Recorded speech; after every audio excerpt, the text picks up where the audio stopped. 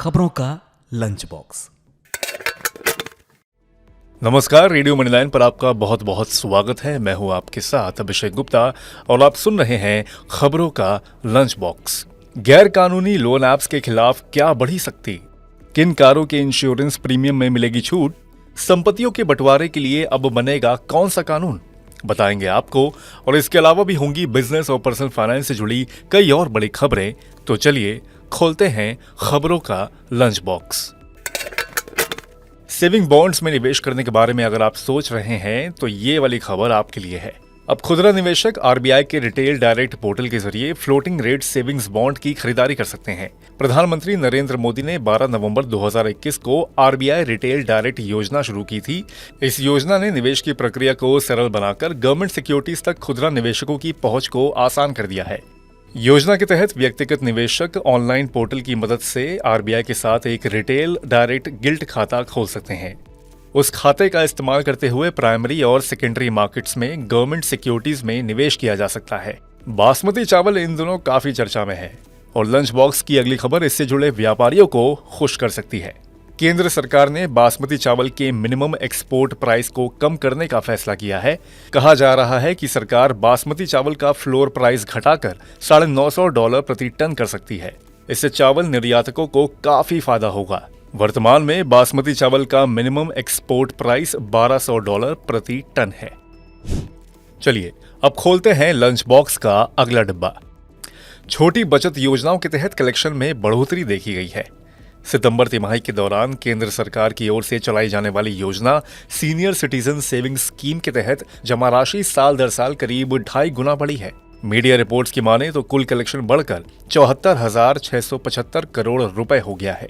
एक साल पहले तक इसी अवधि के दौरान कलेक्शन 28,715 करोड़ रुपए था, जो 160% से ज्यादा बढ़ा है। अगर आप कार खरीदने की सोच रहे हैं तो आपको कार के इंश्योरेंस प्रीमियम पर छूट मिल सकती है। दरअसल आपकी गाड़ी को और बेहतर और सुरक्षित बनाने के लिए सरकार ने एक बड़ा कदम उठाया है। गाड़ी जितनी सुरक्षित होगी, प्रीमियम उतना कम होगा। स्टार रेटिंग वाली गाड़ियों को इंश्योरेंस प्रीमियम में छूट मिलेगी। भारत एनसीएपी में 5 स्टार रेटिंग वाली गाड़ियों के लिए इंश्योरेंस प्रीमियम में छूट दी जाएगी। सड़क परिवहन और राजमार्ग मंत्रालय इस प्रस्ताव पर विचार कर रहा है। गैर कानूनी लोन ऐप के खिलाफ अब सख्ती बढ़ने वाली है। अवैध रूप से तुरंत लोन देने वाली ऐप्स के बढ़ते खतरों से निपटने के लिए electronics and information technology ministry ने भारतीय रिजर्व बैंक से एक आग्रह किया है। मंत्रालय ने केंद्रीय बैंकों से ज्यादा जानकारी वाली केवाईसी प्रक्रिया तैयार करने को कहा है। लोन सुविधा देने वाली कंपनियों को ये जानकारी उपलब्ध करानी होगी। मंत्रालय का मानना है कि इससे गड़बड़ी करने वाली लोन ऐप्स का पता लगाने में मदद मिलेगी। नियमों का पालन नहीं करने वाले लोन ऐप्स को पकड़ने में आसानी होगी।